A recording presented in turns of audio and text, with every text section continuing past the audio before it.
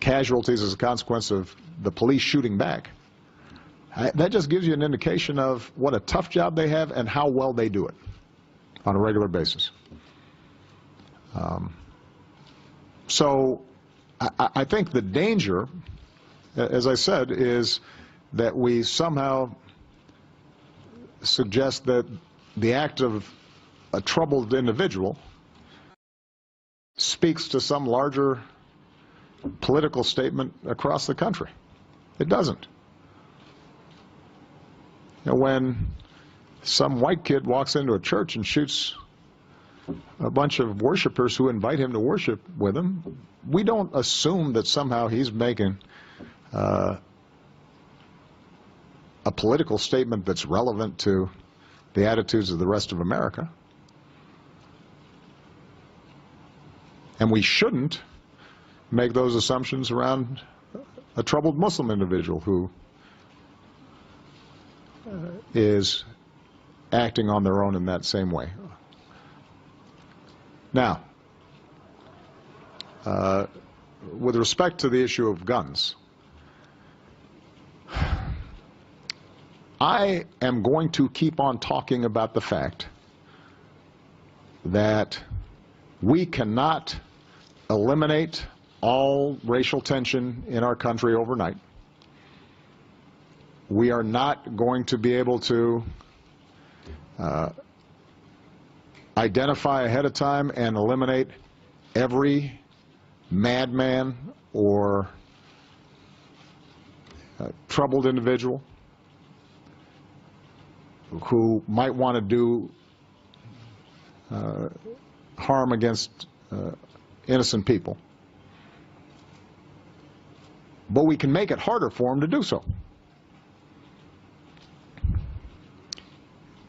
And if you look at the pattern of death and violence and shootings that we've experienced over the course of the last year, or the last 5 years, or the last 10 years, I've said this before, we are unique among advanced countries in the scale of violence that we experience. And I'm not just talking about mass shootings.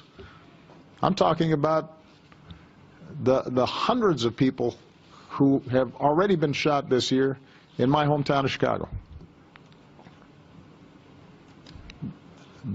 The ones that we just consider routine. Now, we may not see that issue as connected to what happened in Dallas, but part of what's creating tensions between communities and the police is the fact that police have a really difficult time in communities where they know guns are everywhere. And as I said before, they have a right to come home, and now they have very little margin of error in terms of making decisions. So if you care about the safety of our police officers, then you can't set aside the gun issue and pretend that that's irrelevant.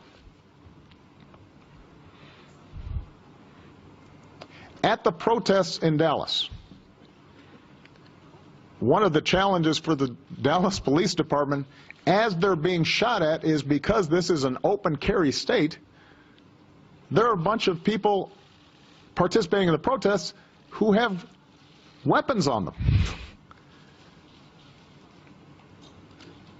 Imagine if you're a police officer and you're trying to sort out who is shooting at you and there are a bunch of people who've got guns on them.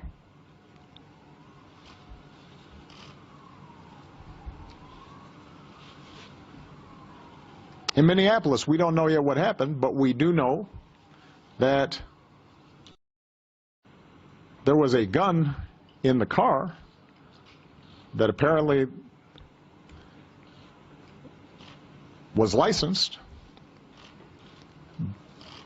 but it caused, in some fashion, those tragic events. So no, we can't just ignore that and pretend that that's somehow political or the president is pushing his policy agenda.